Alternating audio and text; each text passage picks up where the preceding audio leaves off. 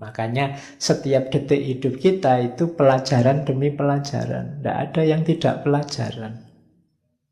Untuk hidup kita biar lebih baik.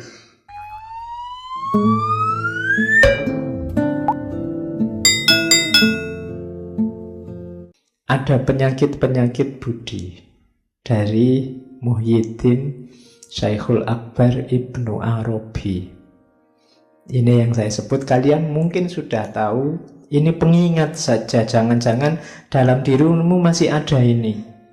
Kalau Nabi Muhammad sih aman. Nabi Muhammad itu kalau dalam sirah itu 3 kali beliau dibersihkan dari penyakit-penyakit ini. Pertama waktu kecil, kedua sebelum menerima wahyu, ketiga sebelum Isra Mi'raj. Didatangi malaikat, dibersihkan batinnya. Nah, kalau kita harus membersihkan sendiri. Perhatikan, jangan sampai ini mengotori batinmu. Inilah yang katanya Ghazali membuat batinmu gelap. Yang pertama, fujur. Fujur itu tenggelam dalam syahwat, hawa nafsu. Hawa nafsu itu hasrat yang menggebu, menggelora untuk sesuatu yang tidak baik atau tidak penting, yang menyelewengkanmu dari jalan yang seharusnya. Itu fujur.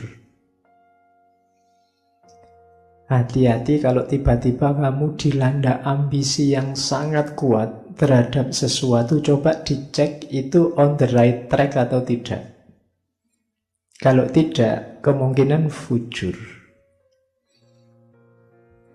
Ingin lulus cepat dengan nilai cum laude, dengan waktu tercepat, apapun caranya boleh. Itu hati-hati, kamu cek lagi, jangan-jangan kamu menempuh jalan fujur. Niatmu bagus, tapi apapun saja boleh. Ini membahayakan, kamu terjebak dalam hawa nafsu. Pengen menang dalam pilihan biar besok nyaleknya sukses, tidak apa-apa. Tapi hati-hati ketika kamu ingin menang, yang kamu lakukan apa? Kalau tidak, kamu bisa terjebak fujur. Oke, coba ditengok, kamu punya ambisi apa hari ini? Tidak punya apa-apa itu Pak. Oh, nanti ada penyakitnya yang lain kalau tidak punya apa-apa. Ya. Jadi yang pertama fujur, yang kedua tamak. Kalau tamak itu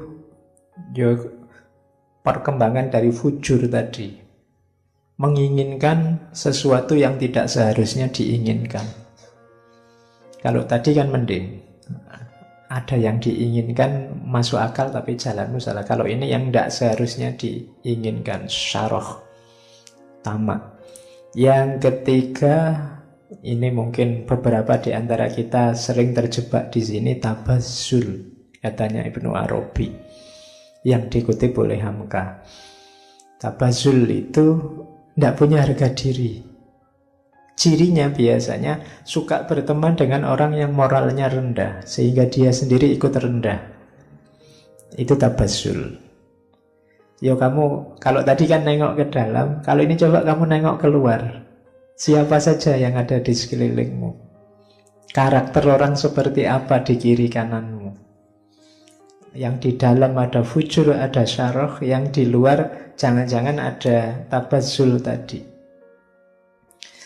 Kalau ini syafah. Syafah itu mudah tersinggung, mudah marah, mudah mencaci.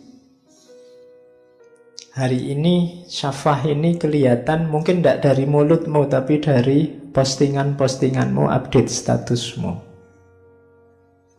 Mudah tersinggung, mudah marah, mudah mencaci orang lain. Terus khorq. Khorq ini menganggap dia sangat penting. Dunia itu pusatnya ada dalam diriku. Semua orang harus manut aku. Itu khorq. Pokoknya akulah yang paling utama, akulah yang paling penting. Selalu yang dipikirkan kepentingannya sendiri. Pak, mbok ngajinya itu malam minggu gitu loh Pak. Kok malam minggu? Kan pas saya libur. Liyo kamu. Ya kan? Usul selalu berdasarkan kepentingannya sendiri.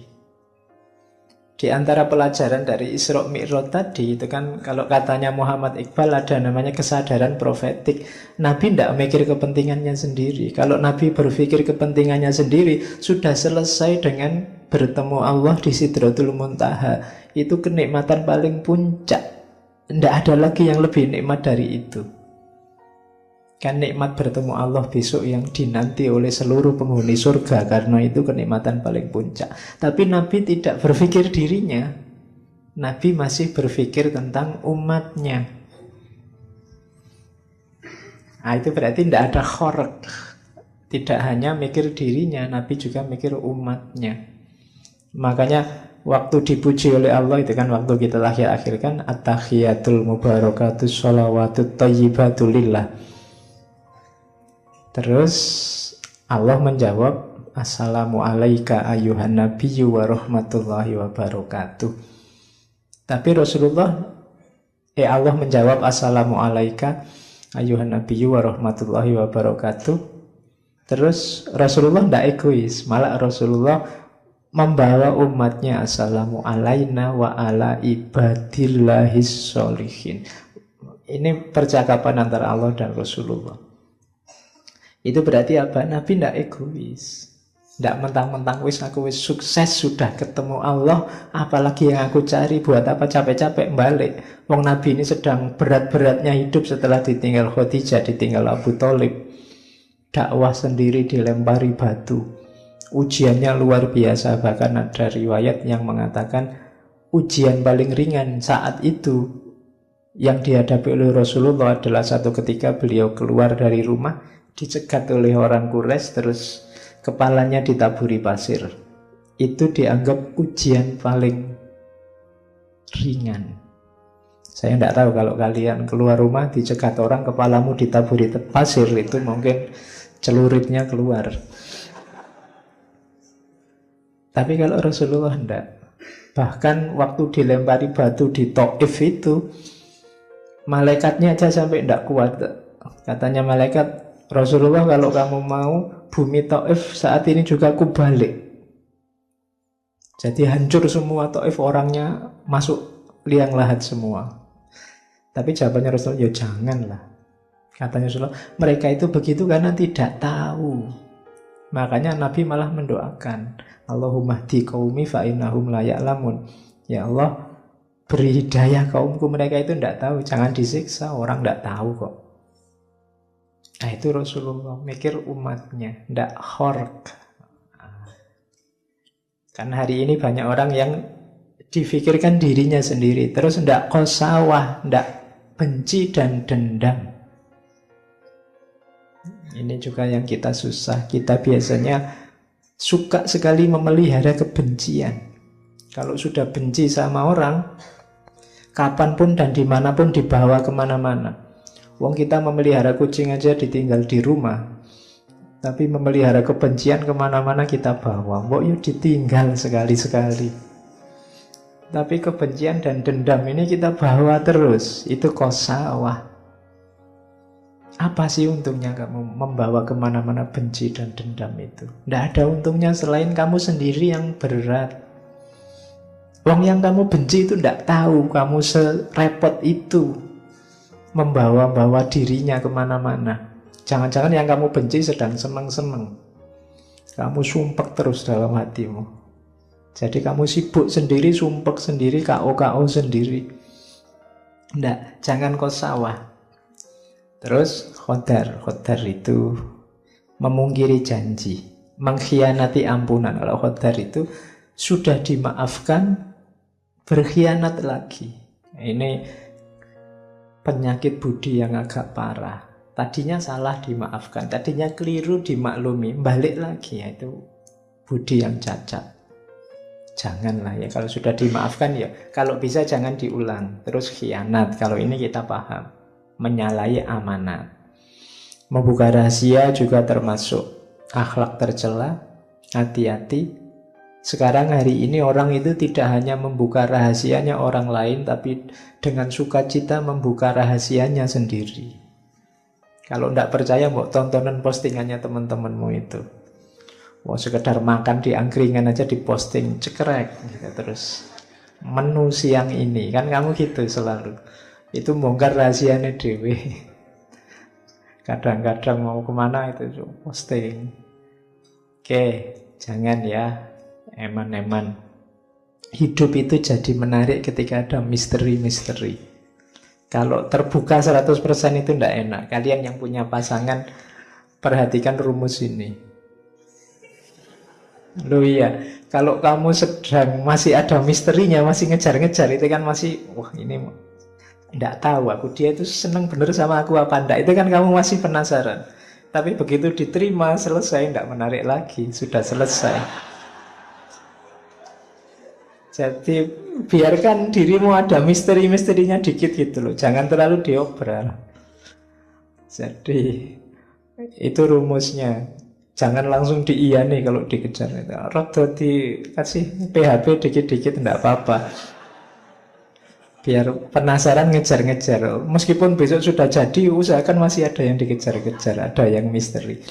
Bahkan agama itu menarik sampai hari ini. Itu karena masih banyak misterinya. Kamu kan masih penasaran kira-kira surga besok itu ada benar apa enggak, neraka ada benar apa enggak. Bahkan kamu penasaran yang bunuh diri jadi teroris itu ketemu bidadari benar apa enggak. Itu kan misteri-misteri. Itu yang sampai hari ini orang masih.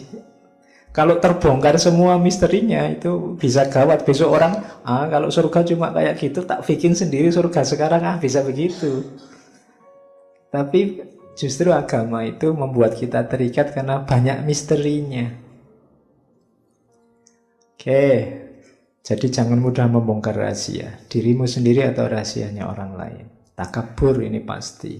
Biangnya semua kerendahan budi itu kesombongan. Kemudian khobas, niat jahat, niat saja kalau bisa jangan. Awas kau, hati-hati. Enggak usah begitu.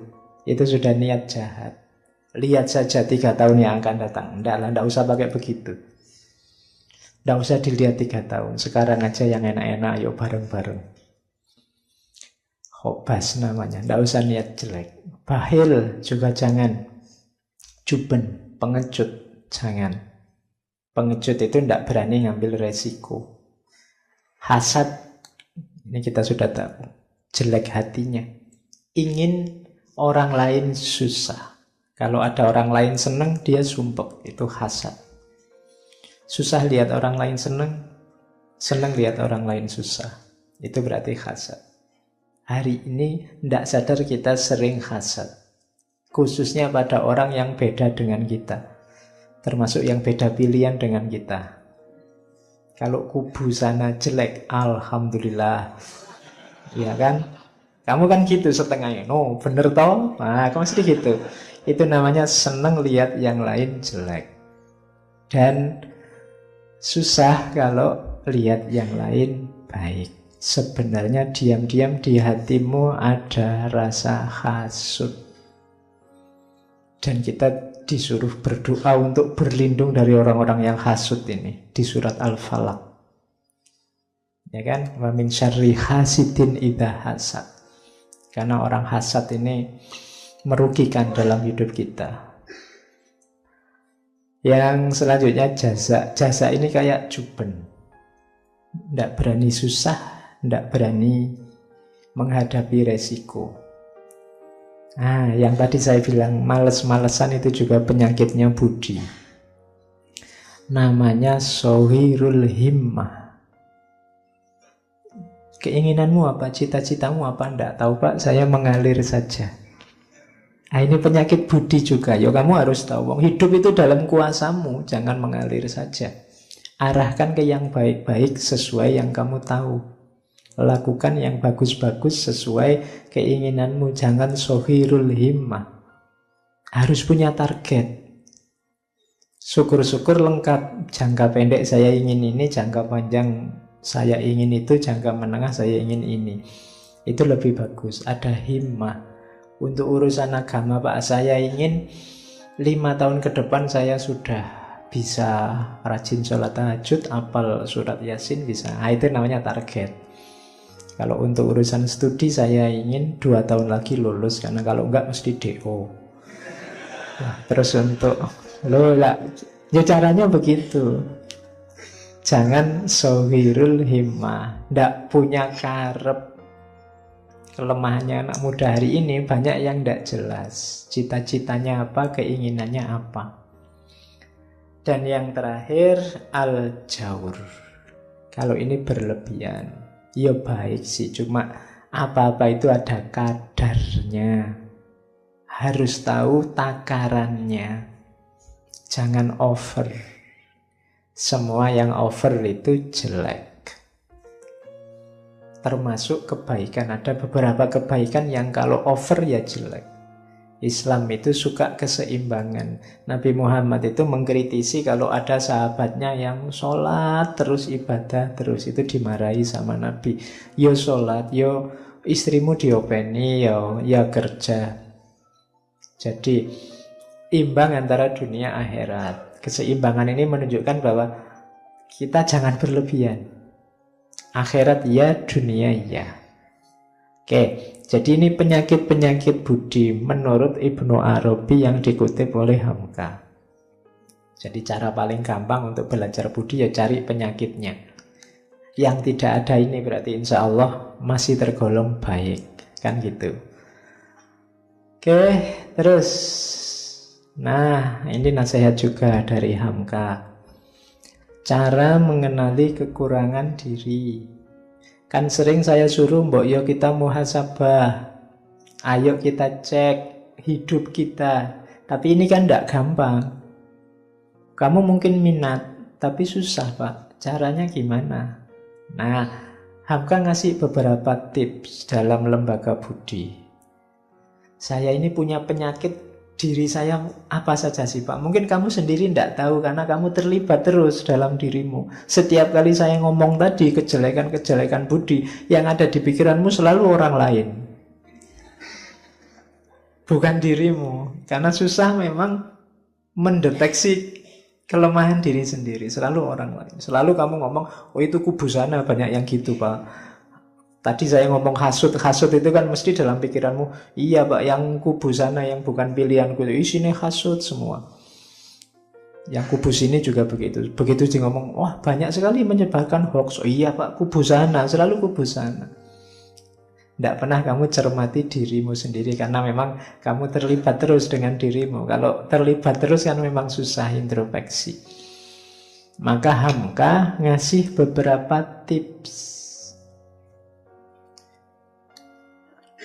Yang pertama katanya Hamka, ada jalan mudah. Cari guru yang wawasannya luas dan memang mengerti tentang akhlak, tentang cacat-cacat yang tersembunyi. Jadi cari guru yang bisa dipercaya. Ini lebih mudah. Dalam dunia tasawuf itu, dunia tarekat itu bahkan seorang murid kalau ingin diperbaiki oleh gurunya, pasrah saja 100% pada gurumu. Kadang-kadang gurunya menyuruh aneh-aneh. Kita tidak paham karena ini kok disuruh gini toh ya, tujuannya apa. Tapi gurumu lebih ngerti. Kalau di tarekat disuruh pasrah saja. Guru lebih tahu.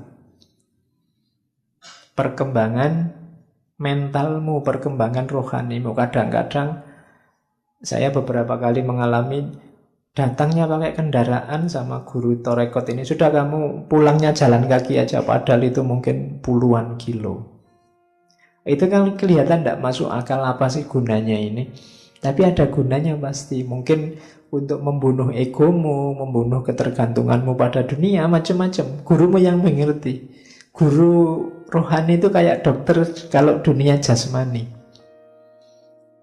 Kamu kan tidak paham itu dokter ini kok obat diminum sehari 3 kali, mbok wis diminum 10 kali kan cepet sembuh misalnya. Lo yang ngerti dokternya. Kamu jangan ijtihad sendiri atau urusan obat.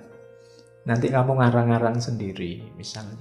Ndak. Nah, sama kayak rohani. Mungkin kamu punya rumus sendiri, Pak. Harusnya begini, ndak. Coba tanya yang ahli.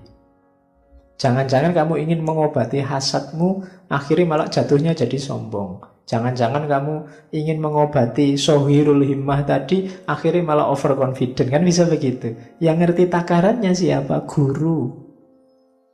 Maka jalan gampang untuk mendeteksi kamu ada penyakit jiwa apa? Cari guru. Itu mudah. Bukan berarti kalau tidak punya guru terus tidak bisa. Ya bisa. Cuma akan lebih mudah kalau kamu punya guru. Oke, yang kedua, mungkin susah nyari guru hari ini. Gurunya sibuk nyari sampingan macam-macam sehingga kamu mau ketemu saja susah. Nah, cari sahabat. Sahabat tapi yang jujur, tapi yang juga wawasannya luas. Kalau sahabatnya yo podo mursale yo podo wae. Nanti kamu minta, "Mbok aku dinasehati biar penyakit jiwaku hilang." Oh, nasehati gimana? Aku juga penyakit jiwaku. Iya, podo wae. Yo silahkan bertangis-tangisan dalam. Cari sahabat yang wawasannya luas. Jadi kalau ada teman kok kelihatannya ini lebih mantap, lebih stabil menguasai mentalitas rohaninya, kamu dekati, jadikan sahabat. Siapa tahu membantu perkembangan rohanimu. Misalnya ada teman, aku suka loh temanku ini jujur sekali, dekati dia, belajar kejujuran dari dia, mungkin bisa mengobati penyakit khianatmu. Temanku ini tulus sekali ya, kamu dekati saja jadi teman, mungkin bisa ngasih tips padamu gimana biar kamu tidak hasut.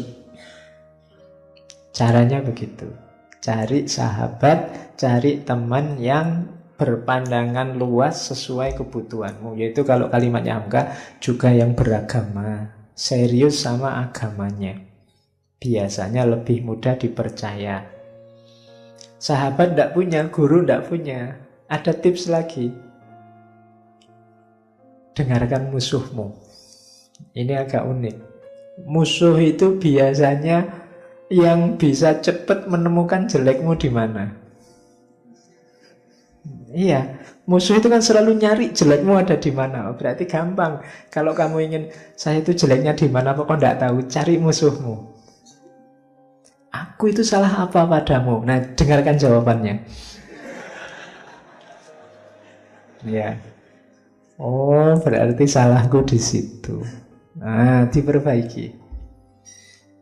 Emangnya kamu ku buat sakit apa? Oh, terus dia jawab kan meskipun sambil maki-maki. Dengarkan saja. Oh iya, berarti aku lemah di situ. Itu cara lain sebenarnya. Jadi cari musuh. Yo, meskipun kalau merasa tidak punya musuh, yo jangan bikin-bikin musuh. Nanti kamu tidak punya musuh, nanti bikin-bikin musuh. Nggak. Kalau kebetulan ada orang yang tidak suka sama kamu, yang benci sama kamu, ayo kamu manfaatkan kebenciannya untuk kebaikanmu. Nah, kan enak ini kan. Selama ini kan kebencian kamu lawan dengan kebencian, sehingga yang kamu dapat hanya rasa dendam tadi. Nah, sekarang ada orang benci sama kamu, biarkan dia ngomong banyak. Maki-makilah aku, bongkarlah semua kejelekanku, silahkan aku tunggu. Alhamdulillah aku bisa muhasabah, tidak capek-capek. Oh, berarti kelemahanku selama ini itu. Oh, berarti orang sakit hati kalau saya kayak gini tuh. Itu kan muhasabah namanya. Kamu sendirian tidak ngerti.